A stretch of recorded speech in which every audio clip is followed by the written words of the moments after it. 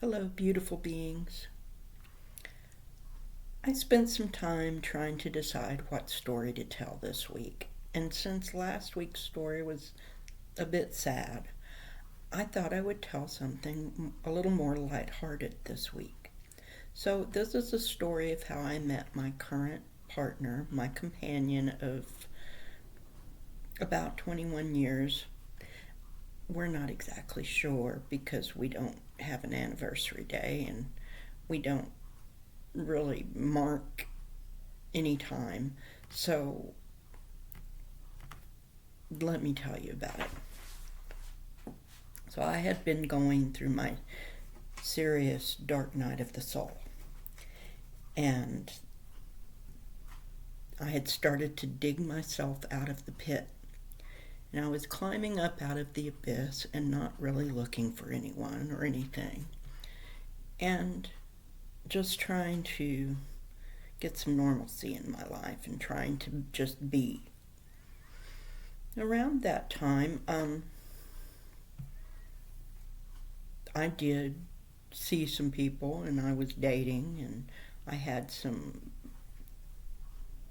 friends that I considered to be more toys than friends, and they weren't serious either, so it wasn't any big deal. And so I had these people, and I learned to, let's just say, branch out from an old woman that I knew, a friend of mine, and she had what she called her pair and her spare. And so I thought, well, this woman is clearly 30 years older than me, and she has fun and doesn't worry too much about what people think. And I thought, well, I can do that too. And I did. I indulged in some things I had not ever indulged in, at least not during my married life.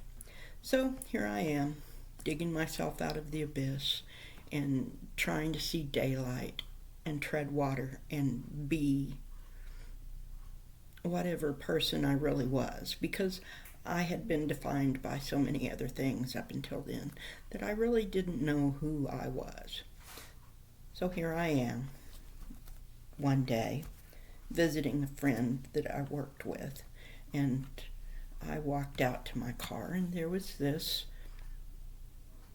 round man, smallish, sort of round, sitting under the hood of his pickup truck, playing with the spark plugs.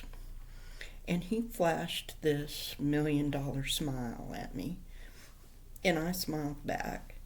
And he said hello, and I said hello, and I kept walking and went to my car and went home. So the next day at work, my friend tells me that this person's name is Lupe, and he uh, said he liked me, and I said, well, I liked him too, but I didn't know him, and we hadn't actually really spoken. So this went on for a while, a couple of months. I'd walk by and he'd smile, and he'd always seem to be out under the hood of his pickup tinkering. And so one day, I guess he got up the nerve and he asked me out. And so I went out with him, and while we were out, having dinner and just doing basically nothing, just talking and eating, he mentioned that if I ever had a problem with my car, I could call him, because that's what I knew him from, was working on his truck. And I said okay, and didn't think too much about it. And so we went on about our lives, and we'd once in a while go to the lake and have lunch or whatever. And then one day I had gone to pick up my friend that I worked with for work, because for some reason she couldn't drive herself that day. And so I picked her up and we went out the driveway, because it was apartments, and to the street where we could turn down the main street to go to work. And I had a green light to turn, but a car came barreling out of nowhere and hit us. And I was kind of in shock, and I actually went ahead and drove to work, and we worked that day. But my car was totaled. It looked really bad, and it still ran, but it was totaled. And so when I took her home that afternoon, Lupe was out working on his truck, and I said, "Do you think you can fix this?" And he laughed and said no. But he did take me to look for a new car. And he was really good. He didn't offer much advice because he wanted to stay out of, wanted it to be my decision. I wish he had given me his advice, because I ended up buying something that I really didn't like. And but later on that changed. Anyway, so now, fast forward, we've been seeing each other for a few months, and then it we start to get more serious, and he asked me to move in to his apartment, and I decided I would do that. And apparently he had already had a key made for me the month before he asked, so he was pretty sure that I would accept his offer. So I moved in with him, and we've been together ever since. Shortly after that, the 9/11 happened, and that's another story. But I wanted to keep this story sort of short and sweet, because I wanted to let you know that it doesn't always have to be terrible. Good things happen when you're least expecting them. And like I said, I have been with my partner now for 21 years. We have been through a lot, and we started out just being, no strings attached. We were both free to go as we pleased. One of my family members said something about us being a couple, and I told her that we weren't married, and at least not legally. And she said, "Oh, you guys are more married than most married people I know." And she's right. We are. We are kind of settled in, and we just are. We just are a couple. We're a team.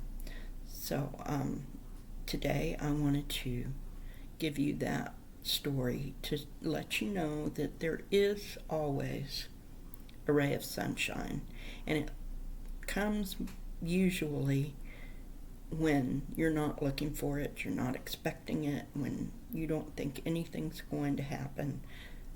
That's when something wonderful can happen, and usually does.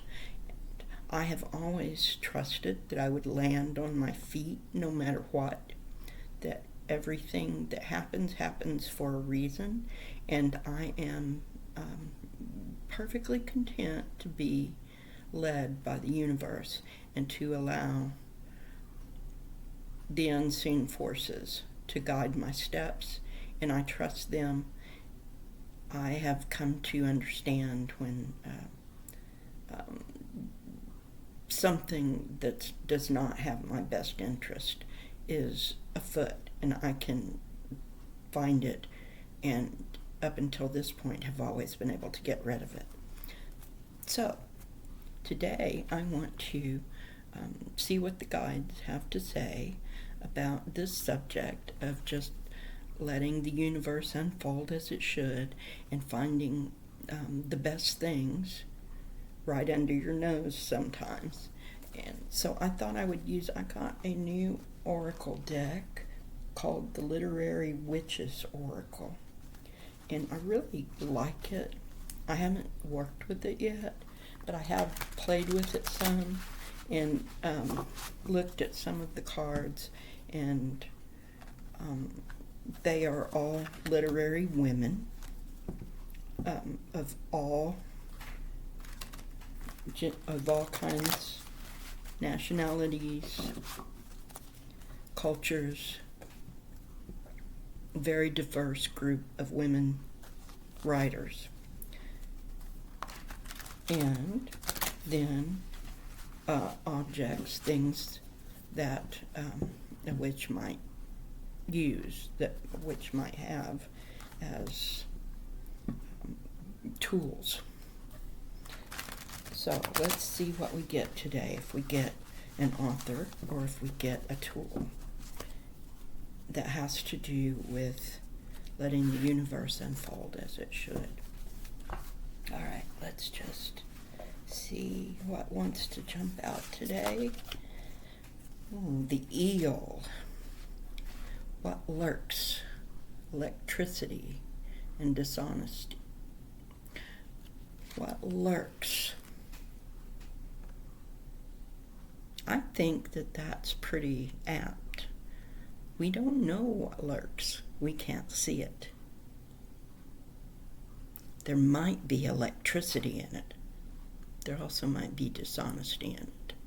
We have to be discerning as to what is there. But if it's electric, it can be wonderful. Never discount what lurks and what's under the surface. Don't walk by something that looks mundane. It may be the best thing that ever happened to you. So, today, that's what the guides wanted us to know about this lesson. Don't overlook what lurks. You might find something electric there. So have a wonderful day, beautiful beings, and until next time.